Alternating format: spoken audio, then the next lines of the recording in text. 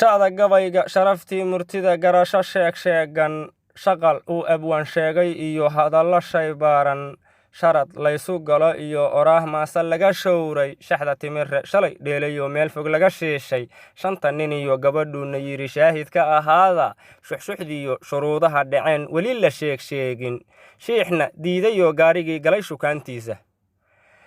shamsaduu jeclaystana isaga uga shamuumaya shuufna uu shakiyayoo ka baqay shil iyo hawl sheegan shirqool dadan shamaag loo dhigiyo shar iyo kooxaysi shallaayana u bixiyoo shuftada kala shuraakeeyey 5 su'aal abwaan ii sharaxe igana sii shaafi shiinlayda maasada jacayl gabari kuu sheegtay shaash dhaba miya iyo aroos gacalka loo sheegay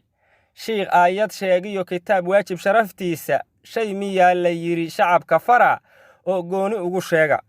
shaydaan shartiis iyo xumaan horay laguu sheegay shaar aad u geliso miyaa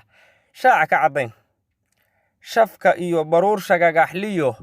dhaylo shuqulkeeda shiilimaad miyaa iyo abwaan subag shagaxdiisa shiish iyo dagaal shacabka dila qax iyo shiidaadda shabaax iyo matoog shalay dhacdaa shiinka ka caddaybal